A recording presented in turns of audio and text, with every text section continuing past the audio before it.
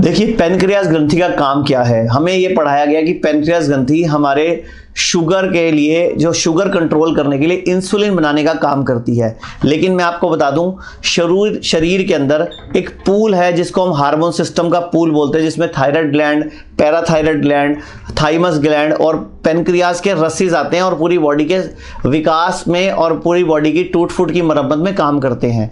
जब हमारी हाइट बढ़ जाती है तब पेनक्रियास ग्रंथि का कुछ काम कम हो जाता है। सिर्फ उसका एक ही काम मोटा मोटा रहता है, जो हमें पढ़ाया गया है कि सिर्फ शुगर को हमारे ब्लड में कंट्रोल करती है। पेनक्रियास के लिए जो फेवरेबल आहार है वो है गिलोय और अश्वगंधा, और सबसे साथ में इसके जरूरी है हल्दी।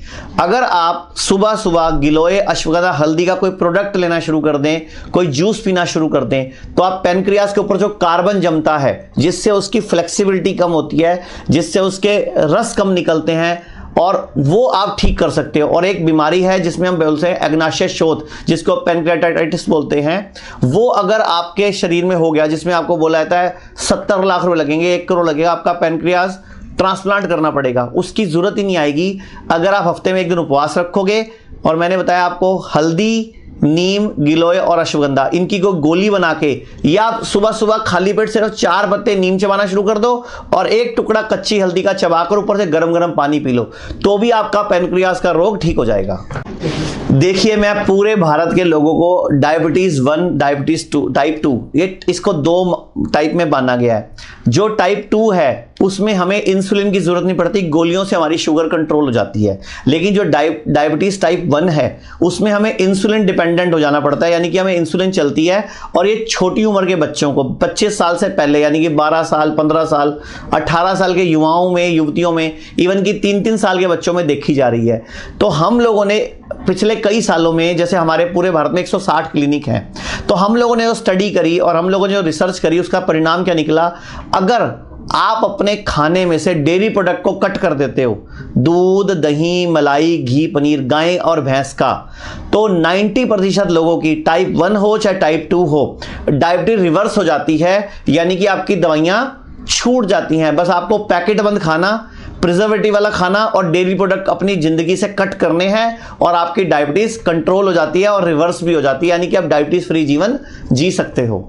लेकिन मैं आप भारतीयों को एक और बात बोलना चाहूंगा, मेरे मन में आई अभी एकदम बात करते करते आपसे, कि हम लोग एक बहुत बड़ी गलती करते हैं। हमें कोई भी तकलीफ होती है तो हम डॉक्टर के पास जाते हैं। तो आप जो डॉक्टर के पास जाते हो ना, वो MBBS के पास जाते हो, वो एलोपैथी की गोलियों से आपका इलाज करते हैं। मैं आपको एक नया आह्वान करूंगा, आप अपने इलाके के आयुर्वेदिक डॉक्टर के पास जाना शुरू करो, जो कि आपको नुस्खे ज्यादा बताए, दवाइयां कम बताए और आपको स्वस्थ कर दे, और आपको भविष्य के लिए बड़ी बीमारियों की तरफ ना झोंके। तो अपने इलाके के एक आयुर्वेदिक डॉक्टर को फैमिली डॉक्टर बना लो। फैमिली डॉक्टर बनाना जरूरी है, ताकि कभी कोई सिक दुख आए तो आप उससे बात करो। क्योंकि जो आयुर्वेदिक डॉक्टर होता है, उसको ना तो आपकी किडनी चाहिए, ना उसको आपके टेस्टों की कमीशन चाहिए, ना उसको आपके इलाज से लंबे चौड़े बिल बनाने हैं। उसको तो आपके स्वास्थ्य की चिंता है, और वो आपको सही खान पान के माध्यम से बिना दवाइयों के ही स्वस्थ कर लेता है।